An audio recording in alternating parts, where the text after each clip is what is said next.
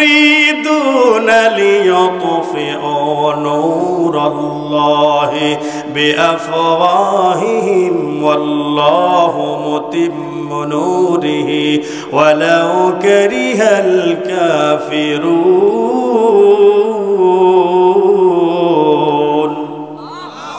মহান আল্লাহ ডাক দিয়ে বলেন, তারা তো চায় মুখের ফুৎকারে কিসের আলো? ইউরিদুনা লিইউতফিউ নূরাল্লাহ, আল্লাহর আলোটাকে তারা নিভিয়ে দিতে চায়। আল্লাহু মুতিম্মু নূরিহি, অথচ আল্লাহ রাব্বুল আলামিন তার আলোটা প্রজ্বলিত করবেনই করবেন। ওয়ালাউ কারিহাল কাফিরুন, তাতে করে কাফিররা যতই অপছন্দ করুক, বিরোধিতা করুক, তাতে কোনো যায় আসে না। বলেন ঠিক কিনা?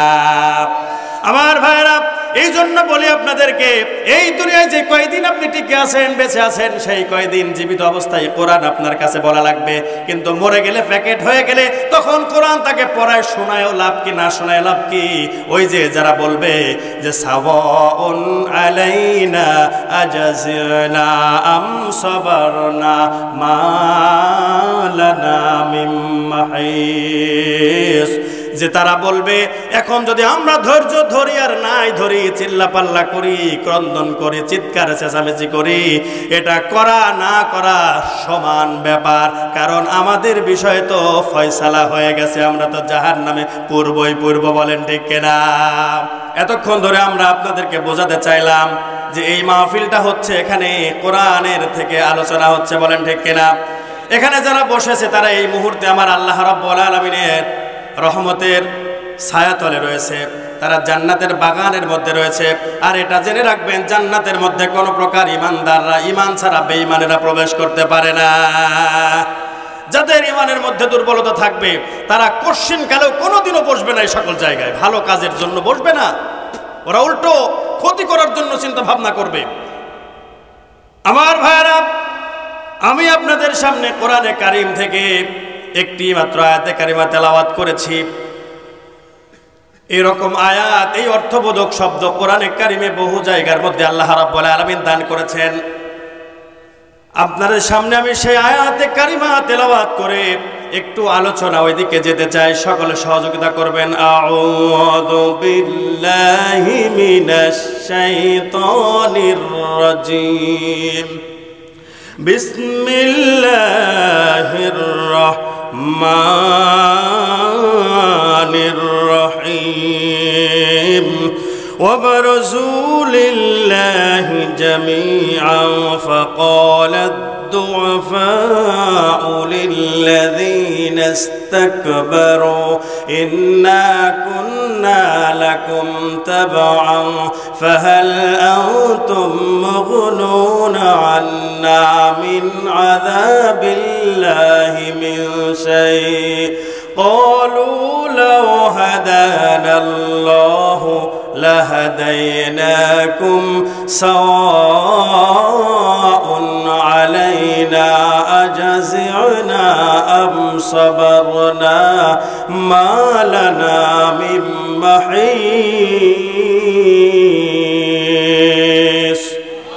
সূরা ইব্রাহিম 13 নম্বর পারা 17 নম্বর পৃষ্ঠার প্রথম নম্বর লাইনের 21 নম্বর আয়াতে কারিমা। এটা মহান আল্লাহ এখানে ডাক দিয়ে বলেন, ও মানে এবং বারজু মানে একত্রিত করা হবে, লিল্লাহি জামিয়া আল্লাহর সামনে সকলকে একত্রিত করে, সকলকে সংঘবদ্ধভাবে ঐক্যবদ্ধ করে, তার মানে একসাথে করে জামিয়া। فقال الضعفاء للذين استكبروا যারা দুনিয়ার বুকে দুর্বল ছিল আর যারা সবল ছিল, অহংকারী যারা ছিল, নেতৃস্থানীয় ব্যক্তিবর্গ যারা অহংকারে লিপ্ত ছিল, এই সকল মানুষদেরকে ডাক দিয়ে বলবে, তারা বরত্ব প্রদর্শনকারীদেরকে বলবে, আমরা তো তোমাদেরই অনুগামী ছিলাম। فقال الضعفاء للذين استكبروا إنا كنا لكم تبعا فهل أنتم مغنون। আল্লাহ পাক ডাক দিয়ে বলেন, আমরা তো তোমাদেরই অনুগামী ছিলাম, এখন কি তোমরা আমাদেরকে আল্লাহর আযাব থেকে একটু বাঁচাবে? ফাহাল আনতুম মুগনুনা আন্না মিন আযাবিল্লাহি মিন শাই ক্বালু লাউ হাদানাল্লাহু লাহাদাইনাকুম। যারা অহমিকাকারী ছিল, অহংকারী ছিল, ওই সকল ব্যক্তিরা বলবে লাউ হাদানাল্লাহু লাহাদাইনাকুম, আল্লাহ যদি আমাদেরকে হেদায়াত দান করে থাকতেন তাহলে আমরাও তোমাদেরকে হেদায়াত দিতাম। লাহাদাইনাকুম, তোমাদেরকেও হেদায়াত দিতাম। সাওয়াউন আলাইনা আজাযনা আম সাবরনা মা লানা মিন মাহিস। এখন আমরা চিৎকার করি বা সবর করি, উভয় অবস্থায় আমাদের জন্য হলো সমান। আমাদের নিষ্কৃতি লাভের কোনো উপায় নাই, বাঁচার কোনো উপায় নাই। আমার ভাইরা, এতক্ষণে আপনারা কি বুঝলেন?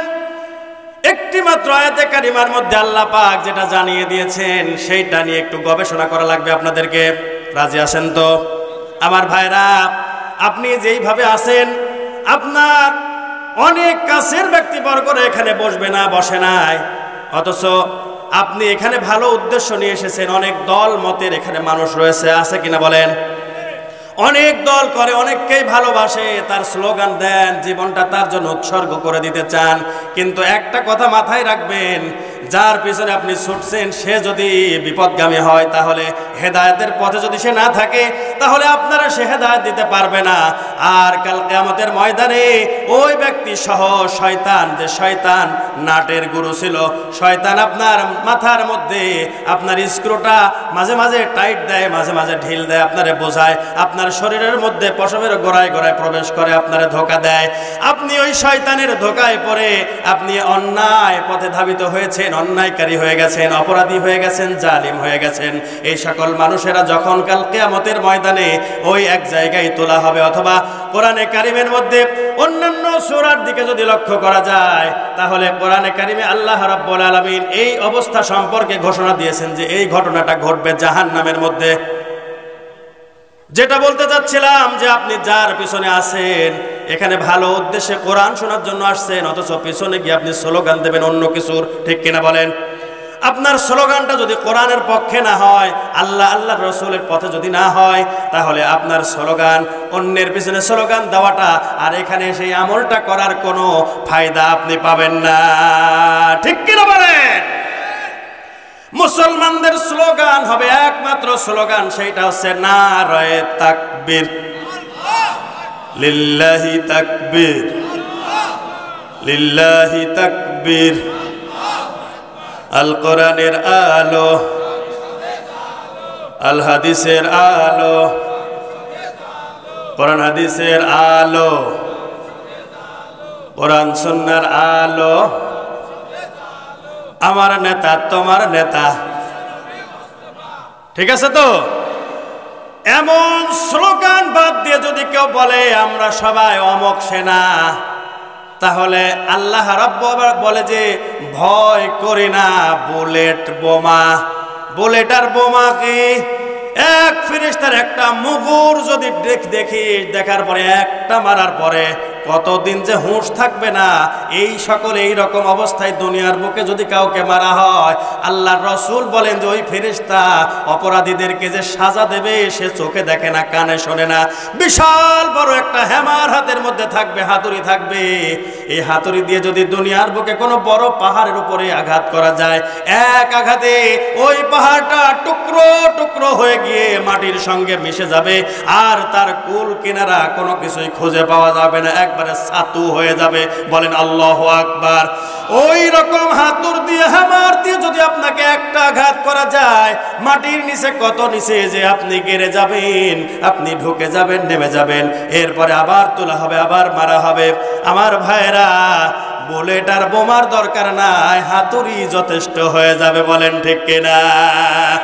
এই জন্য টাল বাহানা করে লাভ নাই। আমার ভাইরা, আল্লাহ রাব্বুল আলামিন এই জন্য কোরআনে কারীমের মধ্যে এইভাবে সতর্ক করতে থাকছেন, বান্দাদের জন্য হেদায়েত নামক একটি গ্রন্থ কোরআনে কারীম নাজিল করেছেন।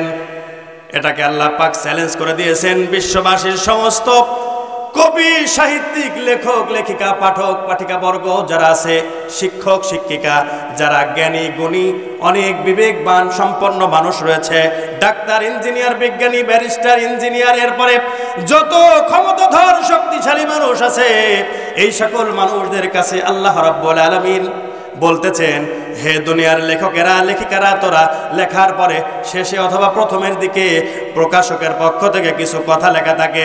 এই কথার শেষে বলা হয় যে আমার এই পাঠ করতে কি, হে পাঠক পাঠিকাবৃন্দ, আপনারা যদি আমার লেখনীর মধ্যে কোনো প্রকার ভুল ত্রুটি খুঁজে পান আমারে জানাবেন, আমি সংশোধন করব পরবর্তী সংস্করণে। এই সাহস হয় না, একটাও ভুল নাই। দেখা যাচ্ছে আমি বলেছি ঠিক, কিন্তু টাইপ হয়েছে ভুল। এমন হয় কি হয় না আমার ভাইরা? এমন ঘটনা ঘটে কিনা? ঘটতেই থাকে, এবং আমার বোঝার মধ্যেও ভুল হয়, আমার বলার মধ্যেও ভুল হয়, হয় কি হয় না আমার ভাইরা? আল্লাহ পাক তাই চ্যালেঞ্জ ছুড়ে মেরেছেন, যালিকাল কিতাবু লা রাইবা ফীহি হুদাল লিল মুত্তাকিন। আল্লাহ রাব্বুল আলামিন পবিত্র মহাগ্রন্থ আল কোরআনের 2 নাম্বার সূরা 1 নাম্বার পারা 2 নাম্বার পৃষ্ঠার 1 নাম্বার লাইন থেকে আল্লাহ পাক এই কোরআনে কারিমের এই যে 2 নাম্বার আয়াতে কারিমা ডাক দিয়ে বলতেছেন, যালিকাল কিতাব, এটা এমন একটি কিতাব, হুদাল লিল মুত্লা রাইবা ফি, এর মধ্যে কোনো প্রকার সংশয় সন্দেহের লেশ মাত্র নাই। এখানে আল্লাহ রাব্বুল আলামিন রয়বন শব্দ ব্যবহার করে জানিয়ে দিলেন যে সব ভুল তো দূরের কথা, ভুলের কথা কেউ বলবেন না ভুলেও, জীবনেও, কারণ আল্লাহ পাক এর মধ্যে ভুলের কথা বলেন নাই। আল্লাহ পাক বলেছেন কোনো প্রকার সংশয় সন্দেহ এটা হবার কোনো উপায় এখানে নেই। এই চ্যালেঞ্জ করেছেন আর বলেছেন হুদাল লিল মুত্তাকিন, এটা হচ্ছে মুত্তাকিদের জন্য পথ প্রদর্শক, এটা হচ্ছে মুত্তাকিদের জন্য আল্লাহ রাব্বুল আলামিন পথ দেখানোর জন্য গাইডলাইন দিয়েছেন, এবং এই কোরআনে কারীম সরাসরি একটা মানুষকে হেদায়েত দিতে পারে। বলেন ঠিক কিনা আমার ভাইরা? তাই আল্লাহ রাব্বুল আলামিন ডাক দিয়ে বললেন যে এইটা হচ্ছে সেই হেদায়েত নামক গ্রন্থ, যে গ্রন্থের মধ্যে কোনো প্রকার সংশয় সন্দেহের লেশ মাত্র নাই। এবং আল্লাহ পাক চ্যালেঞ্জ ছুড়ে দিলেন, হে মক্কাবাসীরা, হে কুরাইশরা, অথবা হে আমার এই জমিনের যত বড় বড় পণ্ডিতরা আছিস, যারা যত বিরুদ্ধবাদীরা আছিস, সীমালঙ্ঘনকারীরা, অধ্যত্বপনে যারা লিপ্ত আছে, তোরা কত বড় কবি সাহিত্যিক হয়েছিস, আমার এই কোরআনের একটি আয়াতের মতো একটি সূরা, ছোট্ট সূরা অথবা একটি আয়াতের মতো করে একটা আয়াত তৈরি করে নিয়ে আয়, কেমন পারিস দেখব। কেউ এই চ্যালেঞ্জ গ্রহণ করে নাই আমার ভাইরা। আল্লাহ রাব্বুল আলামিন এই জন্যই কোরআনে কারীমটাকে হেদায়েতের মার্কাজ হিসেবে ঘোষণা করে দিয়েছেন। বলেন আল্লাহু আকবার।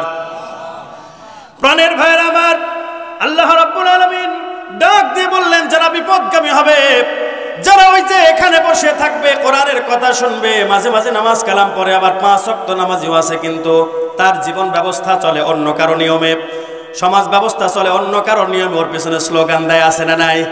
রাষ্ট্রীয় ব্যবস্থা চলে অন্য কারো নিয়মে, কোনো মতবাদে এটার লোক আছে না নাই? অথচ তার নামের আগে মুসলমান মোহাম্মদ, সে মুসলমানের ঘরে জন্মিয়েছে এবং নামাজও পড়ে, রোজাও মাঝে মাঝে রাখে, আবার সারে, আবার অনেকে 5 ওয়াক্ত নামাজি, আবার বলে তাহাজ্জুদ গুজার, কিন্তু ওই ব্যক্তির দ্বারা কত অপরাধ হচ্ছে সমাজের মধ্যে, সেই অপরাধের বিপক্ষে অবস্থান যারা নিচ্ছে তাদের সঙ্গে সহযোগিতা করে না, বরং তারা তাদের সঙ্গে, অপরাধীদের সঙ্গে একাত্মতা ঘোষণা করে দিয়ে পাশে পাশে থাকে। বলেন ঠিক কিনা? এই সকল মানুষদের যারা সহযোগিতা করবে, পাশে থাকবে, সাপোর্ট করবে, ভোট দিবে, তাদেরকে আল্লাহ রাব্বুল আলামিন এই যে জাহান্নামের মধ্যে যখন তারা যাবে, ফয়সালা হয়ে যাবে, জাহান্নামের মধ্যে যাওয়ার পরে একজন আরেকজনকে যখন দেখবে, দেখার পরে যখনই কোনো দল ওই জাহান্নামের মধ্যে প্রবেশ করবে, তখনই ওই যে দুর্বল শ্রেণীর মানুষেরা যাদের অনুসরণ করত, তাদেরকে এইভাবে ধিক্কার দিতে থাকবে যে আমরা দুনিয়ায় তোমাদের অনুগামী ছিলাম, আর আজকে আমরা এই যে বিপদগামী হয়েছি, আমরা জাহান্নামের মধ্যে শাস্তির এই কাঠগড়ায় দাঁড়িয়ে গেছি, আগুনের মধ্যে পড়তেছি, তুমি কি পারো না যে সামান্যতম পরিমাণ হইলেও একটু কষ্টটা লাঘব করতে?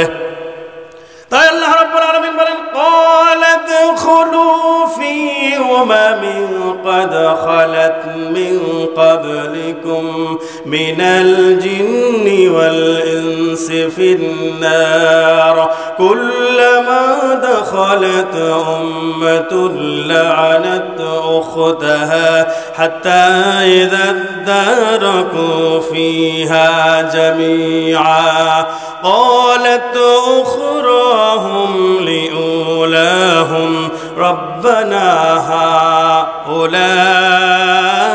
هؤلاء أضلونا فآتهم عذابا ضعفا من النار قال لكل ضعف ولكن لا تعلمون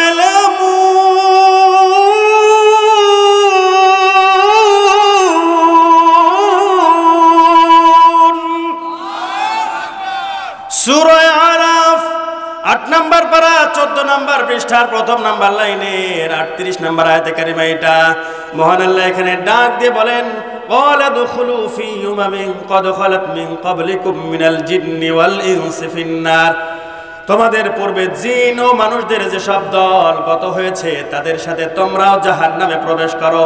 এভাবে যখনই কোনো দল জাহান্নামে প্রবেশ করবে তারা এক অপর দলকে অভিসম্পাত করবে, তার মানে এক দল অপর দলকে বলবে লানাত উখতাহা, একে অপরকে অভিসম্পাত করবে। ক্বালাত হাত্তা ইযা দারাকু ফিহা জামিআ, এমনকি যখন একের পর এক সকলে তাতে গিয়ে একত্র হবে তখন তাদের পরবর্তী গণ পূর্ববর্তীদের সম্পর্কে বলবে ক্বালাত উখরাহুম লিউলাহুম, পরবর্তী তার মানে শেষে যারা এসেছে তারা পূর্ববর্তী যারা পূর্বে এসেছিল তাদেরকে সম্বোধন করে বলবে রব্বানা হাউলা আদাল্লুনা ফাতিহিম আযাবান যুফাম মিনান নার, হে আমাদের প্রতিপালক এরা আমাদেরকে ভ্রান্ত পথে পরিচালিত করেছিল, সুতরাং এদেরকে আগুন দ্বারা দ্বিগুণ শাস্তি দাও। قال لكل ضعف ولكن لا تعلمون, আল্লাহ রাব্বুল আলামিন বলবেন তাদের প্রত্যেকের জন্যই দ্বিগুণ শাস্তি রয়েছে কিন্তু তোমরা এখনো পর্যন্ত জানো না।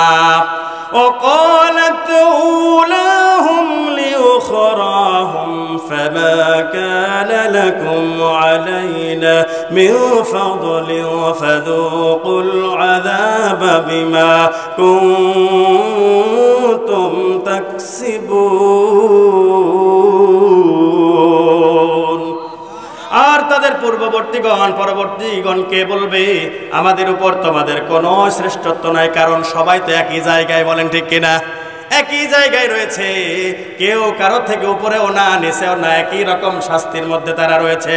সুতরাং ফাযুকুল আযাবা বিমা কুনতুম তাকসিবুন, আর তোমরা এখন ওরকম টাল বাহানা না করে সবাই সবার মতো এই যে নিজেদের কৃত কর্মের জন্য অপকর্মের জন্য আজকে ফাযুকুল আযাব শাস্তির আস্বাদন করো। কেউ বাঁচানোর জন্য এগিয়ে আসবে না। আপনি যতই পিছনে গিয়ে লাফালাফি করেন, যতই বলেন আমি অমুক সেনা তমক সেনা, ভয় করি না, বুলেট বোমা সব পালিয়ে যাবে। 3 বার পাতলা পায়খানা আর 2 বার বমি যদি হয় তাহলে চোখ মুখ উল্টে একেবারে বাবাজি পড়ে যায়, বলেন ঠিক কিনা।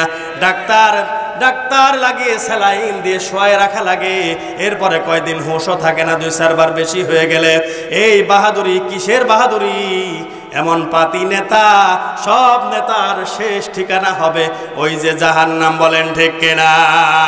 যারা দুনিয়ার বুকে অন্যায় রাহাজানি হানাহানি মারামারি কাটাকাটি, যারা অধ্যত্ত বলে লিপ্ত হয়ে যাবে, যারা ইসলামের বিরুদ্ধবাদীতে পরিণত হবে, এই সকল অপরাধীদের জন্য, জালিমদের জন্য সকলের একবারে জাহান্নাম নামক সেই জায়গার মধ্যে সবাইকে একত্রিত করে ওই জায়গায় ঢুকিয়ে দিয়ে শাস্তি দেওয়া হবে, বলেন ঠিক কিনা। আমার ভাইরা,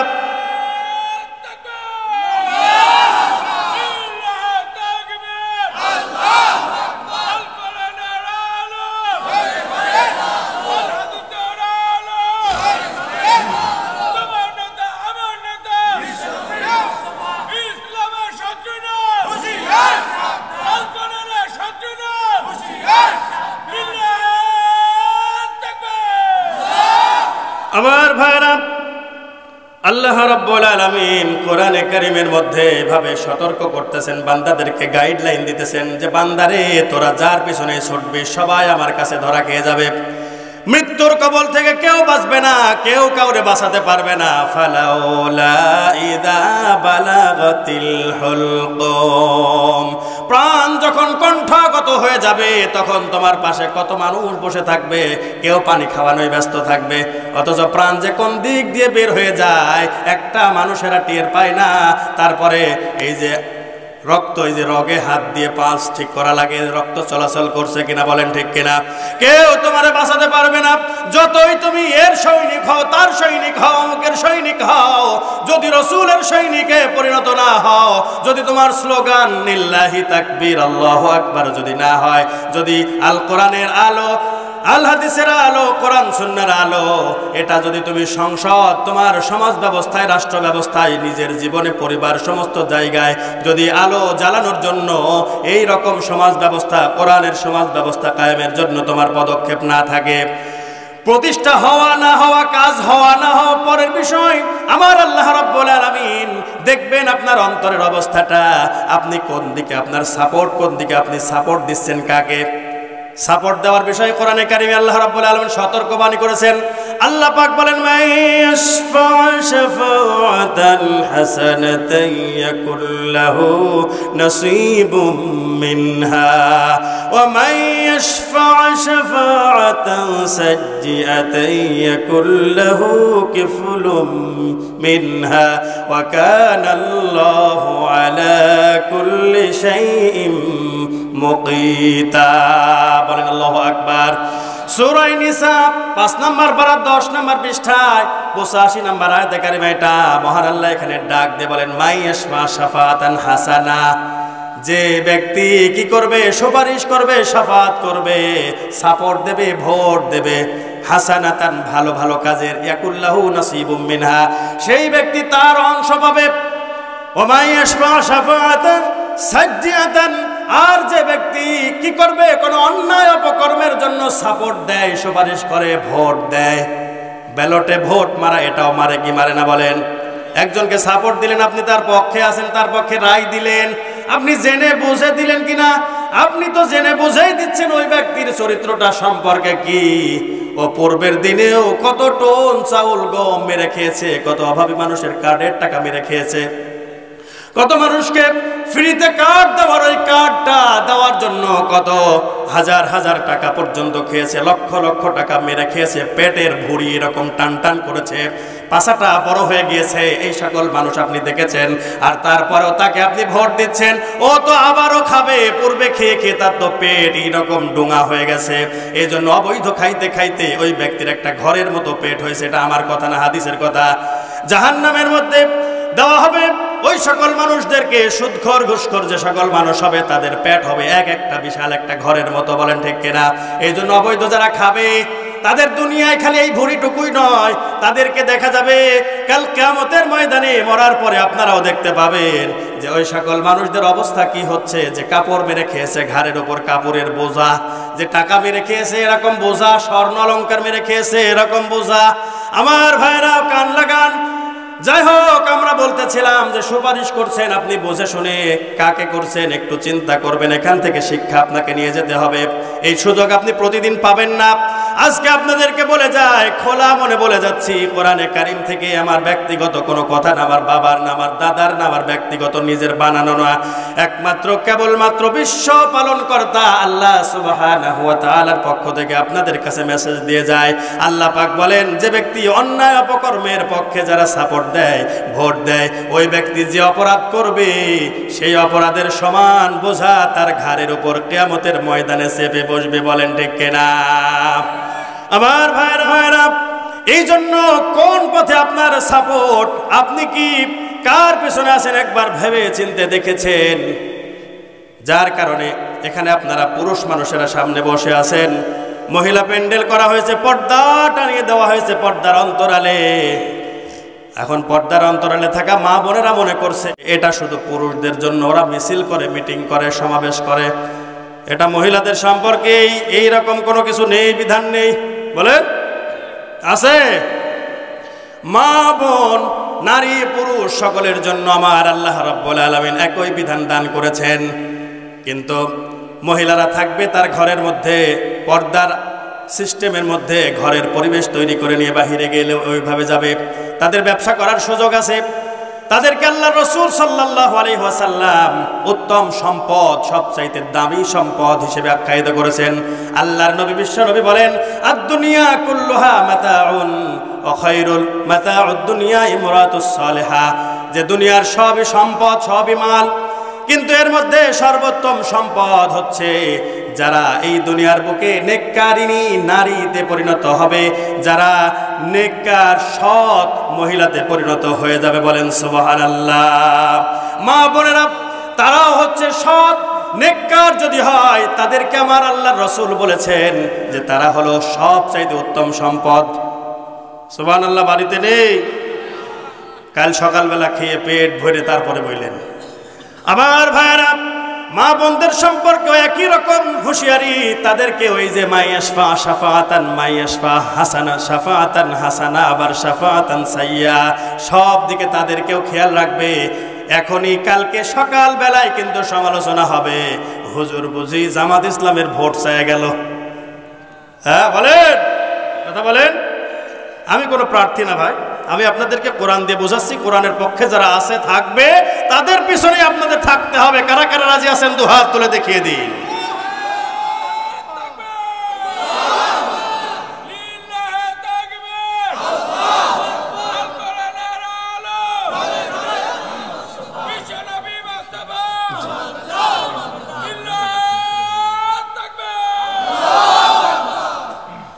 আমার ভাইরা, তাই বলতেছিলাম আমাদেরকে এখনই, এই যে এর আগে বলেছিলাম যে নসিহত বা কোরআনের তাফসীর বা বলতে হবে কাদেরকে, যারা কবরে শুয়ে প্যাকেট হয়ে গেছে, তাদের চকলেট মোড়ানো হয়ে গেছে, খাটিয়ার উপরে শুয়ে দিয়ে রাখছে, ধোয়ানোর পরে প্যাকেট করা হয়েছে, 3খানা 5খানা কাপড় যখন দেওয়া হয়েছে, ওই সময় তাদের পাশে গিয়ে কোরআন জোরে জোরে তেলাওয়াত করতে হবে। এই বিধান ইসলামে রয়েছে।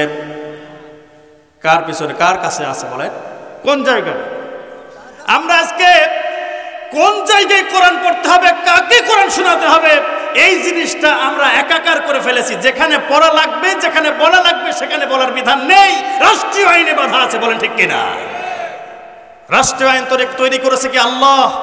বর্তমান যেটা আছে, বিশ্ব চলছে, বিভিন্ন দেশ চলছে, এটা কি আল্লাহর তৈরি বিধান, আল্লাহর তৈরি সংবিধান, নাকি মানুষের তৈরি? বলেন, মানুষের তৈরি সংবিধান কি পরিবর্তন করা যায় নাকি যায় না?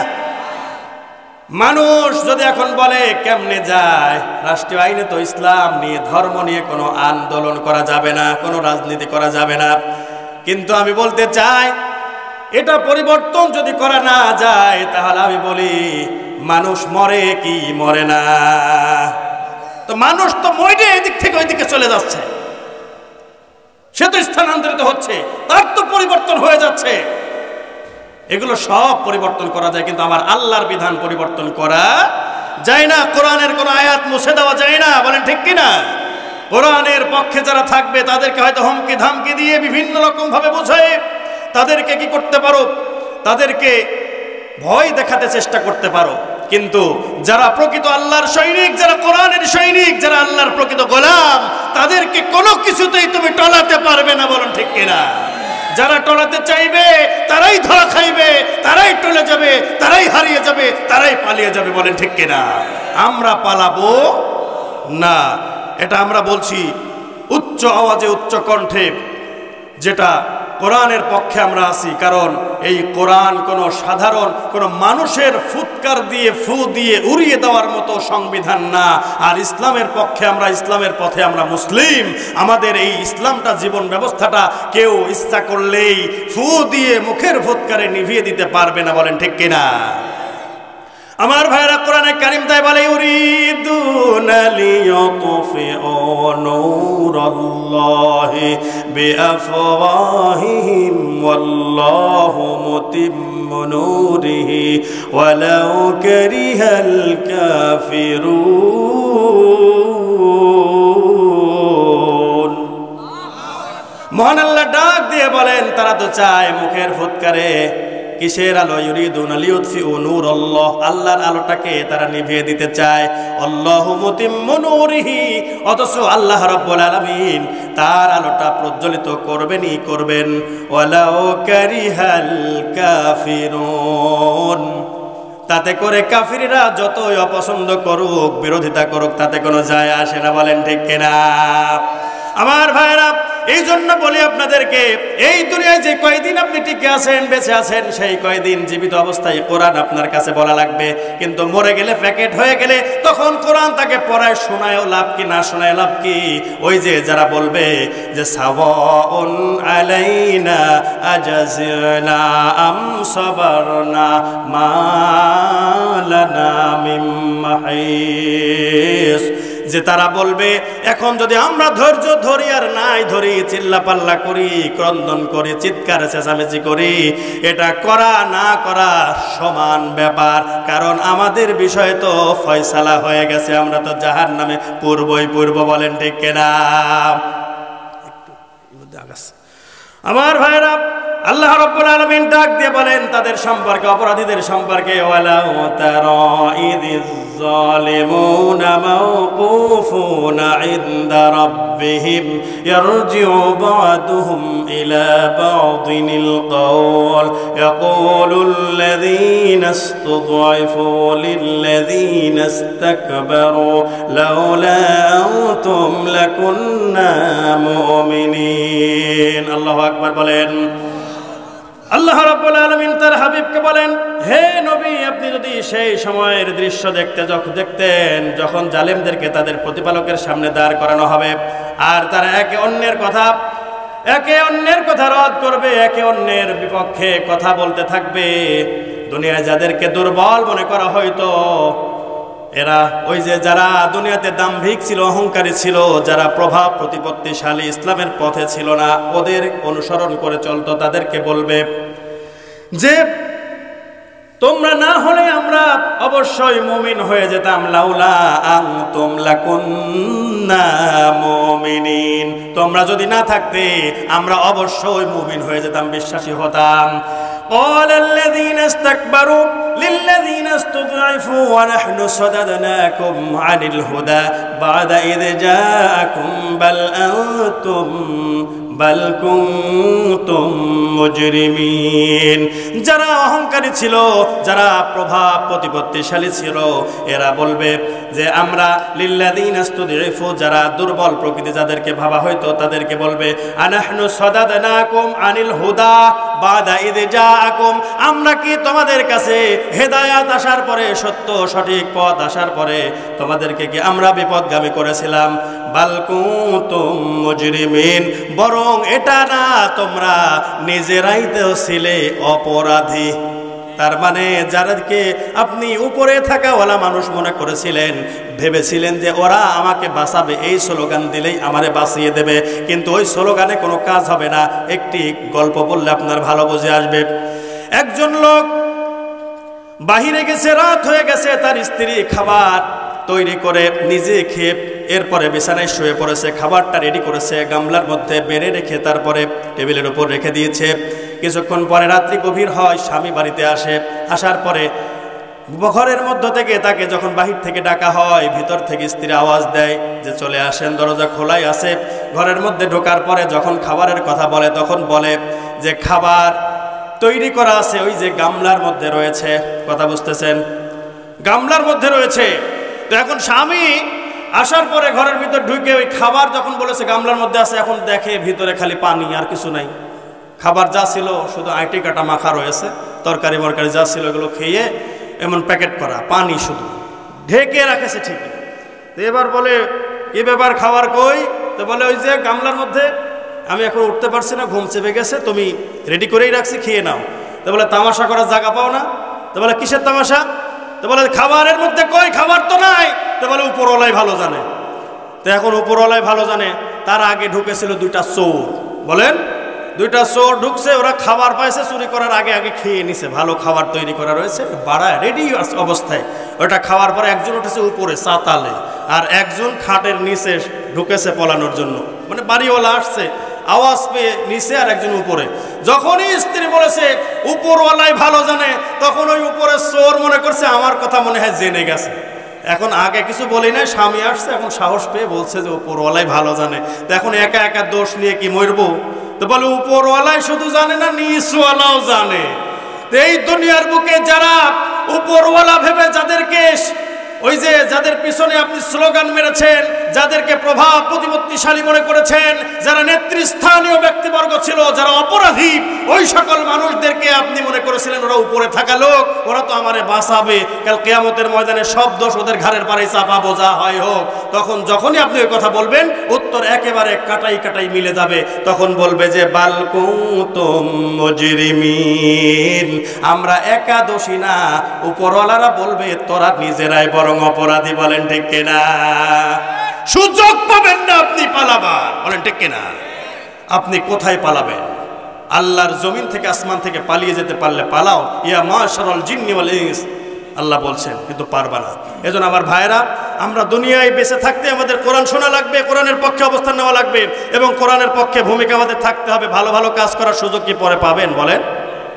শয়তান, শুধু সংক্ষেপে আমি এই কথাটা বলবো, এই বলার মাধ্যমেই আপনাদের বুঝে নিতে হবে যে আমি কি বলতে চাচ্ছি।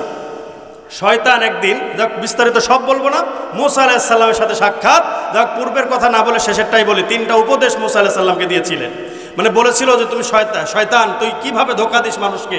শয়তান বলছে আমি তাদের কাছে বলি যে তোমার যে কাজ করেছো, যে আমল করেছো, সব আমল তো ভালো ভালো আমল করেছো, আর অত বেশি করার দরকার নেই। ও নিজের আমল সম্পর্কে মনে করে যে না ভালোই তো করেছি, এত বেশি করার দরকার, একটু গর্ববোধ করে। এরকম অবস্থায় যখন থাকে, তখন শয়তান আস্তে আস্তে করে তাকে ধোঁকা দিতেই থাকে। তো তখন বলে যে এইভাবে আমি তাকে ধোঁকা দেওয়ার মানে সুযোগটা আরও বেশি হয়ে যায়, তাদেরকে আমি বশ করে নিতে পারি। কারণ যখন তার আমলের প্রতি অহংকার চলে আসে, তখন যে আমি তো ভালো আমল করছি, অত বেশি করার দরকার কি, তখন গুনাহের কাজটা তার কাছে সহজ করে দেওয়া হয়, গুনাহের কাজ করতে থাকে। শেষ পর্যন্ত শয়তান মুসা আলাইহিস সালামকে বলল যে আপনি আল্লাহর পয়গম্বর, আপনাকে আমি 3টা উপদেশ দিয়ে যাই। 1 নাম্বার হচ্ছে, কখনো আপনি কোনো নারীর সঙ্গে একাকী কোনো নারী মানে মহিলার সাথে একা একা কোনো পুরুষ কোনো ঘরের মধ্যে থাকবেন না। যদি থাকেন তাহলে আমি সেখানে গিয়ে কি করব? কুমন্ত্রণা দিতে, ওই জায়গায় 3য় ব্যক্তি আমি হয়ে তাদের উভয়ের মধ্যে এমন কিছু কার্যকলাপ ঘটিয়ে দেব যাতে করে তার ঈমান নষ্ট হয়ে যাবে এবং সে অপরাধী হয়ে যাবে। বলেন ঠিক কিনা? এরপরে 2য় নম্বর হচ্ছে, যদি তুমি কোনো কিছু দান করতে চান, আপনি যদি কোনো কিছু দান করতে চান, কোনো অর্থ দিতে চান, পকেট থেকে বের করলে সেটা সাথে সাথে দিয়ে দিন। আর যদি না দেন তাহলে আমি কিন্তু ওর পিছনে লেগে যাই, যাতে করে না দিতে পারে সেই ব্যবস্থা আমি নেই। আর একটা উপদেশ শয়তান দিয়েছিল, এটা আমি বলবো, তবে তার আগে কিছু কাজ রয়েছে।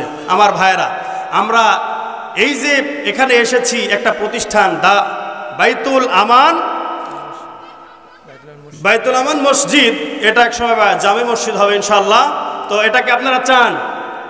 এই মসজিদটা যে খাড়া হয়েছে, এই মসজিদটা এই এলাকার মানুষ, এই যে আমার ভাই ডাক্তার মনসুর রহমান এবং আমার আব্দুল মান্নান ভাইয়েরা, তারা যে শ্রম দিচ্ছে, তারা এই যে মাহফিলকে কেন্দ্র করে কত দূর দূরান্ত পর্যন্ত গিয়েছে, মানুষের দ্বারে দ্বারে মানুষের কাছে গিয়ে একটু সহযোগিতার জন্য।